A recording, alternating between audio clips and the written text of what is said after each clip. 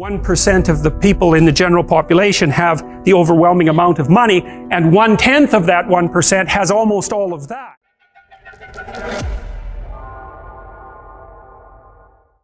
Right? So I think it's like the richest 100 people in the world have as much money as the bottom 2.5 billion.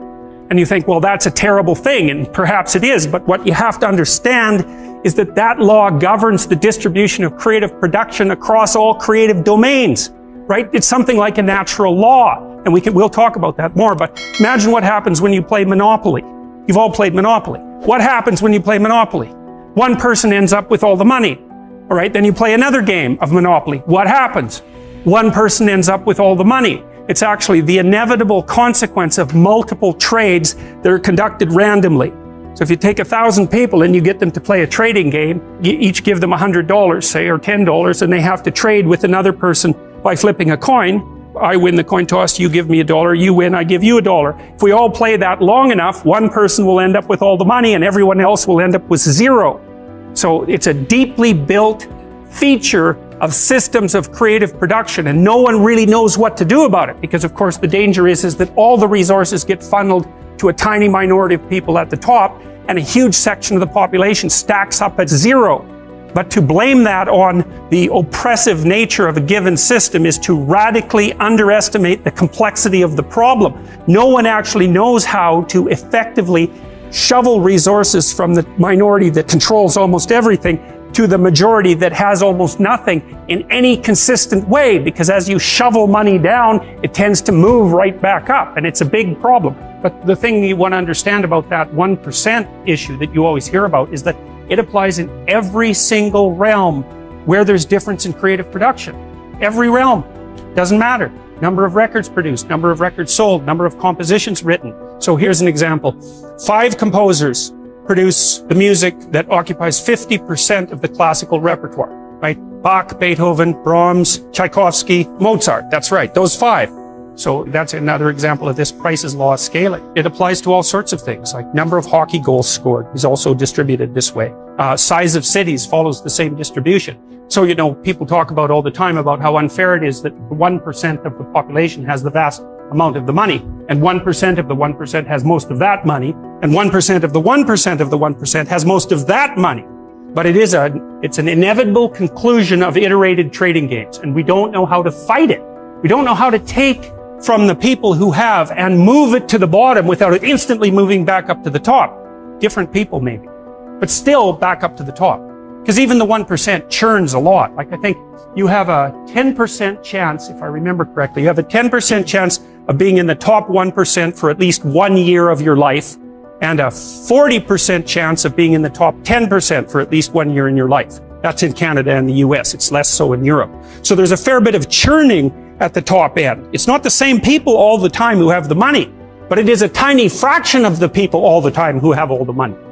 Anyways, the reason I'm telling you about that is because after the peasants were granted their land and started to become farmers, a tiny minority of them became extremely successful, and those people produced almost all of the food for Russia and the Ukraine. So what happened in the 1920s when bloody Lenin came along and collectivized the farms was that they defined the kulaks, who were these tiny minority of successful farmers who maybe had a brick house and were able to hire a couple of people and had some land and some livestock and were very productive people. They defined them as socially unfriendly elements, and they sent groups of intellectuals out into the towns to collectivize the farms. And so the idea was that, well, you would pool your land and everyone would farm it collectively, and the land was taken away, of course, from the tiny minority of people who were actually productive and had actually managed to own much of the land. So you have to imagine how that would occur.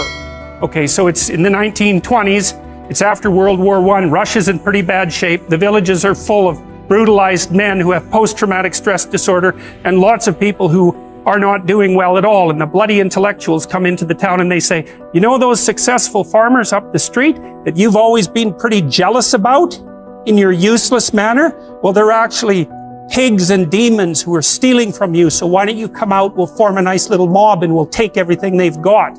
And that's exactly what happened, and all those people were killed or raped or set off to Siberia in the middle of the bloody winter where there wasn't even anywhere for them to live or anything for them to eat, so they all died. And then the consequence of that was a few years later, 6 million people starved to death in the Ukraine. So the Soviets really implemented and perfected the idea of class and ethnicity-based guilt. And it's a very bad road to walk down, and it's something that we're very much engaged in at the moment, because there's discussion everywhere in North America now about the idea of, well, race-predicated guilt, for example, and ethnic-predicated guilt. It's a very bad idea to classify an entire group of people as guilty of anything based on their group membership.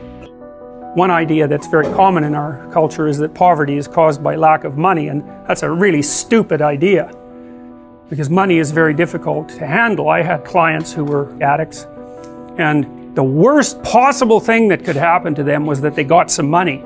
They're just done. First of all, you know, they were hanging around with people who were a little on the sociopathic side, and so, especially if they weren't that bright and couldn't defend themselves very well, as soon as they got money, well, it was off to the bar with all the friends. And, you know, one guy I remember in particular, you know, every time he got his disability check, he was gone for 5 days. You usually found him in a ditch, you know, because he'd just go to the bar, spend every cent he had on alcohol, and wake up in a ditch, 3/4 dead, eventually completely. And, you know, then he was ashamed and horrified and repentant, and he'd straighten himself out again, and then that was all well and good until, as long as he was broke, until the next check showed up, and then bang, the same thing. So, you know, it's not like money is necessarily a good for everyone. It's hard to manage money. It's really easy for it to disappear. I mean, elderly people have a hell of a time now because, you know, crooks are contacting them on the internet non-stop. And so just giving people money, it's like pouring water in their hands. It's not that helpful, not necessarily that helpful. And then, of course, contributors to poverty are, well, it's not so good to have a low IQ. You know, people don't like the idea of IQ because it seems so arbitrary. You know, have a high IQ. Well, it's not like you deserve it exactly. You're set up that way pretty much right from the beginning. It's very, very, very, very stable.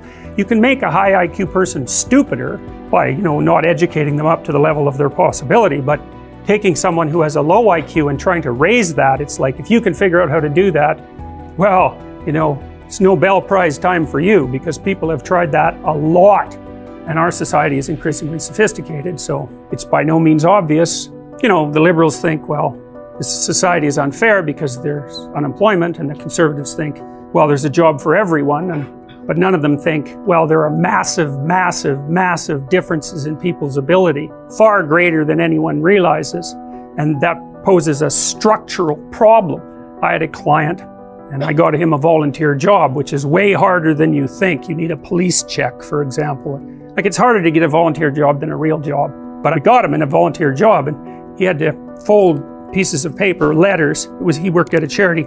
He had to fold pieces of paper in 3 so that he could put them inside envelopes. And then the letters, which were in a pile, had to be matched with the proper envelopes, which were also in a pile. But some of them were French and some of them were English, so the French ones had to be matched carefully to the French envelopes. And if there was one envelope out of order, well, then he had to figure out whether it was the papers that were out of order or the letters that were out of order. And then some of the letters had photographs attached to them, and you weren't supposed to bend the photographs, but they weren't always in the same place, so that meant you had to figure out how to fold the paper in 3, a bunch of different ways without creasing the photograph. And then the other thing is, and I never realized how difficult it is to put a piece of paper in an envelope till I watched someone who couldn't do it, and he probably had an IQ of about 80. You know, if you met him on the street, you wouldn't think anything different of him. He was a normal looking guy. If you're accustomed to keeping things in the fog in general, you're going to keep yourself in the fog with regards to your investments, because in some sense everything you do is an investment.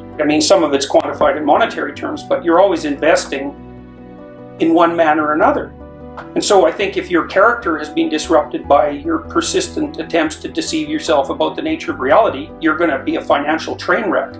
And I mean, I've certainly seen that in my clinical practice. I've seen people burn through amounts of money that you wouldn't think someone could burn through in that short a period of time because of self-deceptive blindness. If you have a high IQ and you're conscientious, which is another trait, then you're more likely to be financially successful, say, by the time you're in middle age. And so that looks like 2 temperamental traits whose presence enables you to beat randomness over time. So those traits work very well in this society at this time, but you can also argue that that's also a matter of chance, because there wouldn't be unconscientious people if at some point in the past unconscientiousness hadn't aided their survival. So what constitutes beating a system depends on the parameters that you put around the system. And you can think the same thing about, well, look at how successful he is. Okay, you mean financially. All right, so then, well, how's his health? How's his marriage? How are his relationships with his children? What price did he pay for his wealth? Like as you add dimensions of evaluation, whether that particular person won or lost might not be so self-evident. Click the link below and gain access to our recommended tools that can skyrocket your financial success. See you in the next video.